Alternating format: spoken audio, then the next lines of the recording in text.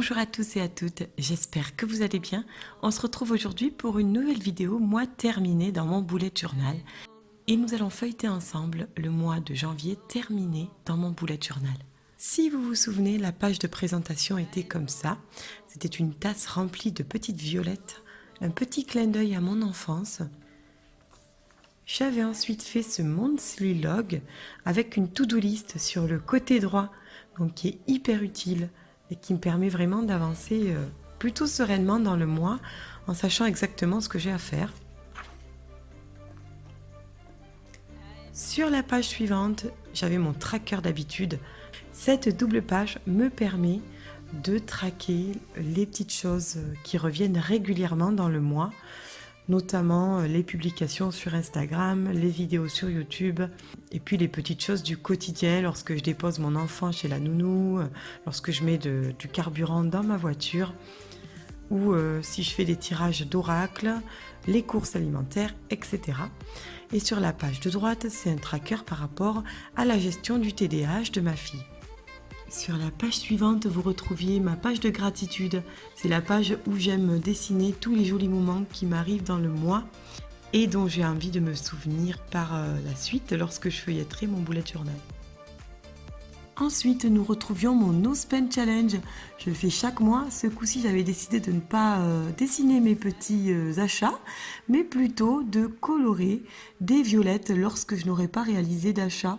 Alors comme vous pouvez le voir, je n'ai pas terminé de colorer ces violettes. J'ai tout simplement été aspirée par le quotidien et je n'ai pas du tout eu le temps de terminer la coloration de mes petites violettes. Mais j'ai beaucoup acheté ce mois-ci, notamment du tissu parce que je me remets à coudre. Vous pourrez le voir sans doute à ma petite boutique Etsy, dont je mettrai le lien en barre d'informations si ça vous intéresse. Une de mes pages favorites, c'est ma page d'objectifs du mois.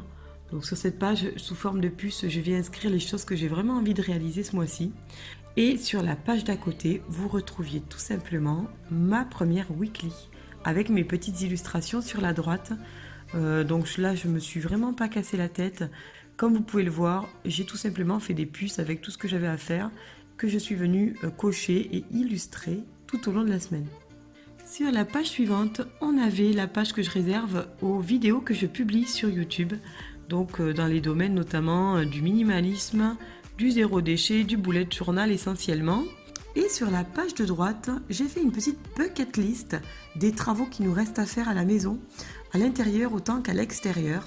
Et je suis venue cocher tout ce que j'ai fait depuis ce début d'année. Et il reste encore beaucoup de choses à faire comme tu peux le voir. Ensuite, vous retrouviez la deuxième semaine du mois. J'ai décidé de dessiner des petites tasses de thé dans lesquelles je suis venue inscrire les tâches quotidiennes à réaliser et illustrer en mettant un petit fond rose pour faire ressortir les dessins. Et puis sur le bas de la feuille, j'ai mis des petites violettes et des petites fleurs parce que ça collait vraiment au thème que je m'étais choisi. Et en haut à droite, je m'étais mis un tout petit carré pour y inscrire mes petites notes de la semaine. La semaine suivante, j'ai décidé de faire des choses beaucoup plus colorées, avec plein de petites plantes. Et évidemment, vous retrouviez les fameuses violettes, mais pas que. Il y avait aussi du thé. Et j'ai également fait les petites illustrations que je réalise chaque fois, en essayant de trouver toujours le bon côté des choses. Parce que parfois, j'avais plus envie de pleurer que de le prendre à la rigolade.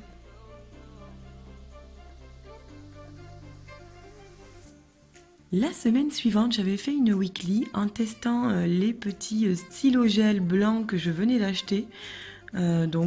Voici ce que ça donnait. Je les ai trouvés vraiment géniaux. Ils marquent vraiment très bien sur le noir. J'avais réservé une petite bande sur tout le haut de ma feuille où j'avais continué à dessiner des petites violettes, des tasses de thé, des feuillages. Et ensuite, je suis venue dessiner des petits carrés dans lesquels je suis venue écrire les tâches quotidiennes ainsi que les petites illustrations que je réalise tous les jours. Voilà ce que ça donnait. J'avais également un petit carnet de notes qui me servait à noter toutes les tâches importantes à faire.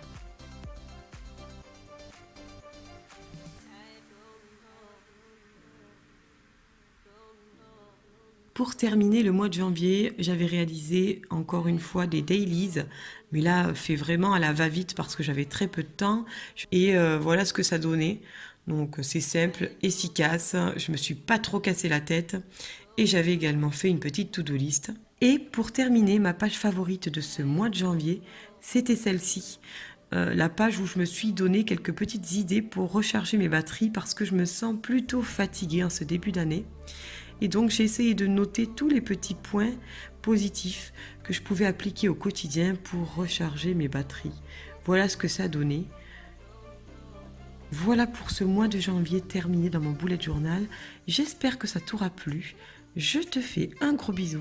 Je te souhaite une très belle journée et je te dis à bientôt pour une nouvelle vidéo. Bye bye. I don't know, don't know,